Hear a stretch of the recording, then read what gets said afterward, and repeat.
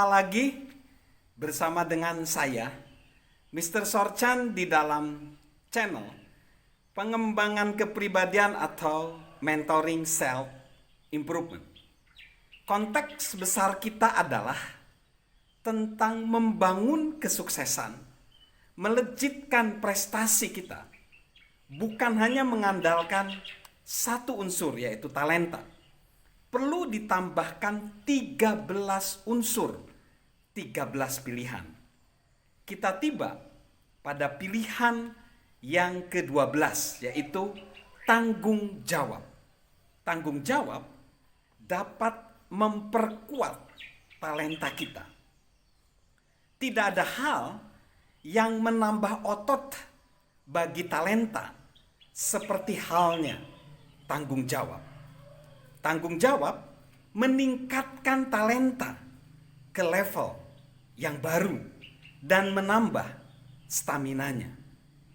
Tetapi ketika kita menyusun 13 pilihan yang membentuk pribadi bertalenta plus, secara sadar seringkali tanggung jawab ditempatkan di pilihan terakhir.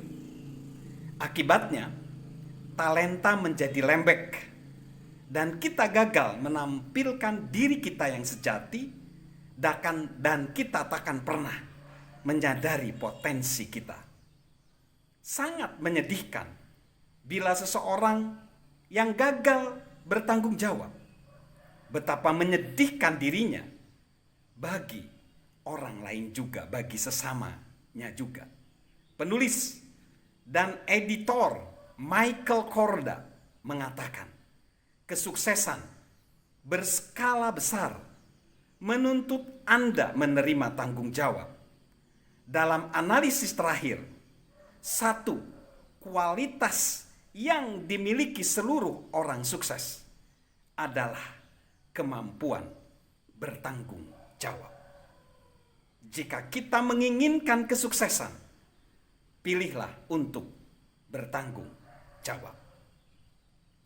Kita akan belajar dari seorang yang mempunyai talenta sangat ekstrim bernama Dan Osman.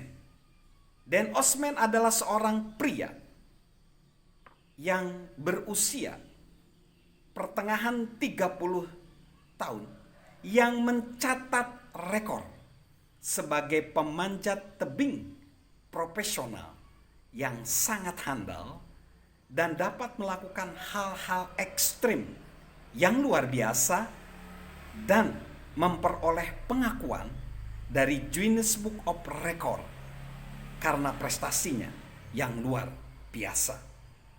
Ada satu penampilan yang tercatat ketika dia mendaki satu pendakian di California, di satu tempat yang bernama Lovers Leaf.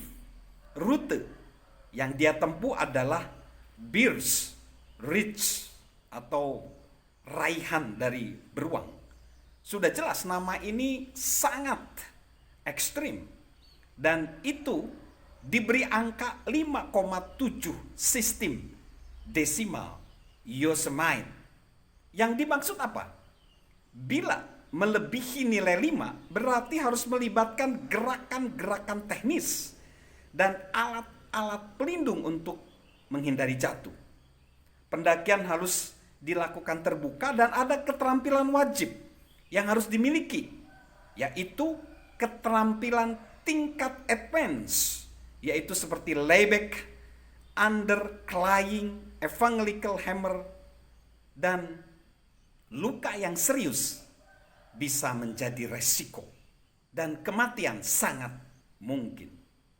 Tapi yang luar biasa yang dilakukan oleh Dan Usman, pendakian sepanjang 122 meter yang kalau dilakukan oleh orang biasa bisa menghabiskan waktu 3 jam. Dipecahkan rekor yang luar biasa, yaitu pendakian panjat tebing solo tanpa bantuan tali, tanpa bantuan dan tanpa tali. Hanya dirinya sendiri di permukaan tebing dan ia menyelesaikan pendakian dalam tempo 4 menit 25 detik. Kalau Guy sendiri mencari di internet Dan Osman, maka akan kelihatan di sana. Nah, bagaimana cara dia mengembangkan keterampilan atau talenta? Sejak usia 12 tahun dia sudah menjadi pemanjat tebing. Ayahnya seorang polisi dan ibunya juara rodeo.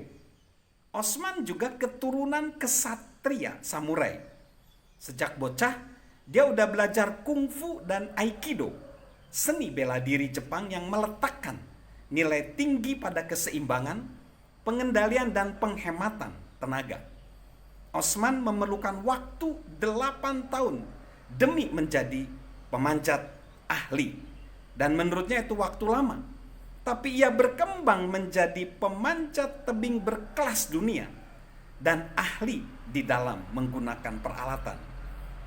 Setelah lebih dari 1 dasawarsa menjadi pemanjat tebing, Osman mulai bereksperimen dengan terjun bebas, yaitu melompat dengan gaya lompat bangi dari satu tempat yang tinggi seperti jembatan atau jurang dan terhubung dengan tali pemanjat, bukan terhubung dengan tali bangi yang elastis. Tali pemanjat dapat meregang, tapi sensasi jatuhnya dirasakan lebih dramatis. Osman mulai memecahkan rekor untuk terjun bebas dan ia menjadi legenda di antara pemanjat tebing dalam pelompat base, yaitu orang dengan terjun payung pada objek-objek tertentu. Ketenarannya bertambah dan dia jadi pembuat iklan televisi, iklan cetak, dan mulai menghubungi Osman dan menjadi bintang. Tetapi di dalam talentanya yang terbatas, tanggung jawabnya terbatas. Osman seringkali lupa untuk janji, dia lupa untuk memperpanjang STNK, dia sering kena tilang, sering dipenjara karena kelalaian. Misalnya mengendarai tanpa SIM, lupa memperpanjang STNK, lupa janji. Dia tidak menjalankan hidupnya secara bertanggung jawab. Bahkan dia harus memohon jaminan kepada orang-orang lain untuk dikeluarkan dari penjara. Dan apa akibatnya? Pada tanggal 23 November 1998, Den Usman mencoba terjun bebas terpanjangnya 300 meter. Ia semula bermaksud memecahkan rekor baru pada tanggal 26 Oktober.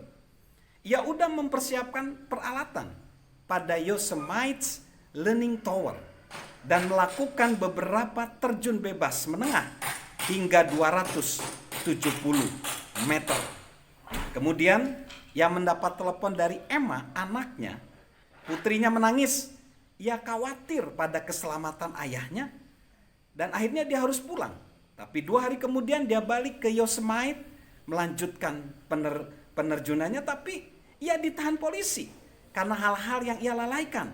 Tilang karena parkir sembarangan dan STNK yang habis masa berlakunya. Osman menghabiskan 14 hari di dalam penjara. Temannya, si produser film Eric Perman, ngomong dan memberi jaminan rumahnya untuk mengeluarkan Osman dari penjara. Dia bilang, saya berbicara kepadanya, engkau udah terlalu melenceng jauh, memaksa terlalu jauh daripada seharusnya. Tak seorang pun menyentuh angka rekor ini. Jadi kau harus menunjukkan kepada hakim, jika kau serius, kau harus mematuhi peraturan ini. Dan dengan terkejut Osman setuju. Iyalah, aku tahu engkau benar. Itulah yang akan kulakukan. Dan para malaikat penjagaku perlu istirahat. Mereka sudah lelah bekerja lembur untukku. Namun saat Osman kembali bersama seorang teman pada tanggal 22 November untuk menurunkan peralatannya dan membungkus seluruh perlengkapannya, ia tidak dapat menahan godaan untuk rekor berikutnya. Pertama, ia melompat sedalam 280 meter. Hari selanjutnya, ia berbicara pada temannya untuk terjun. Kemudian Osman memasang kembali peralatannya dengan tergesa-gesa untuk lompatan yang lebih panjang. Ketika itu sudah sangat terlambat. Matahari sudah terbenam dan ia tidak dapat melihat dengan jelas. Osman tetap melompat. Suara tali yang tegang tidak terdengar. Suara tali yang tegang tidak terdengar normal. Temannya sadar, pasti ada sesuatu yang salah. Ia menuruni dasar jurang, di mana ia menemukan Osman tewas. Talinya putus. Saat Todd Hunter, seorang periset buku, meluangkan waktu bersama dengan Osman, semula Todd Hunter mengagumi pendaki itu dengan memakluminya setara dengan perselingkuhan Picasso atau kemabukan Faulkner. Karena dia berpikir seniman dan atlet jenius memiliki ketidakmampuan atau penolakan untuk hidup di dalam parameter yang tidak biasa.